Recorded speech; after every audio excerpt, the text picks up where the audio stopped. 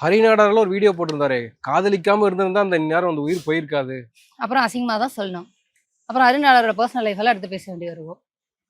அப்போ இவங்களுடைய வேலை என்ன அப்படின்னா, பெண்கள் என்றென்னைக்கும் இவங்களுக்கு அடிமையா இருக்கணும், ஆண்களுக்கு அடிமையாக இருக்கணும். அதை நீ டைரக்டா எனக்கு ஆண்களுக்கு அடிமையாரு அப்படின்னு சொன்னா செருப்பால் அடிப்பா பொண்ணு. அதனால நம்மளுடைய பண்பாடு என்ன, நம்மளுடைய பழக்க வழக்கம் என்ன, நம்ம ஜாதி என்ன, நம்ம மதம் என்ன, இதையெல்லாம் விட்டு மீறக்கூடாது. ஓப்பனா சொல்லிட்டு போய் ஆம்பளைங்களுக்கு பொம்பளை அடிமையா இருக்கணும், அதானே சொல்ல வர நீனு?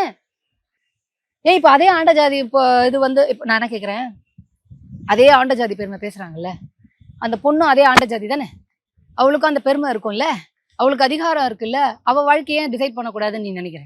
நீ ஆண்ட ஜாதி, அப்ப அந்த பொண்ணு ஆண்ட ஜாதி, அவ வாழ்க்கையே டிசைட் பண்ணக்கூடாதுன்னு ஆண்ட ஜாதியில இருக்கக்கூடிய ஆம்பளையே நினைக்கிறான். அப்ப முழுக்க முழுக்க இதுக்கு பின்னாடி இருக்கக்கூடிய ஆணாதிக்க சிந்தனை.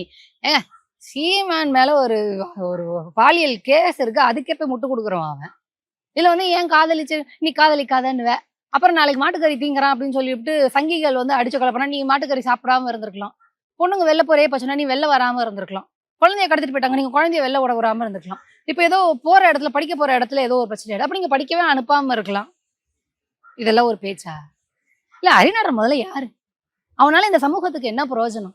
இல்ல அவன் பிறந்த சமூகத்துக்கு அவனுக்கு என்ன பிரயோஜனம்? அந்த மக்களுடைய உரிமைக்கு அவன் ஏதாவது போராடி கேஸ் போட்டு ஒன்றிய அரசினுடைய எதேச்ச அதிகாரியத்தெல்லாம் மீறி அவன் சமூகத்துக்கு அவன் ஏதாவது உரிமையும் விடுதலையும் சமத்துவமும் ஏதாவது பெற்று கொடுத்துருக்கான்? என்ன பண்றான் ஹரிநாடர்? யாரு முதல்ல?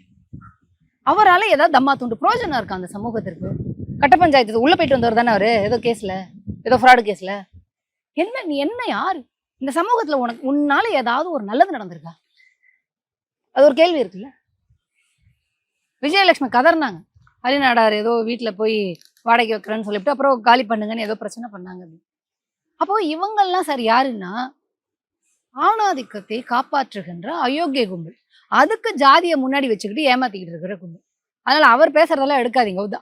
அந்த சமூகத்துக்கு ஒரு பிரயோஜனம் இல்லை, இந்த பொது சமூகத்துக்கு ஒரு பிரயோஜனமும் இல்லை. இதுங்களா இந்த நாட்டுக்கு தண்டம் பாரம்.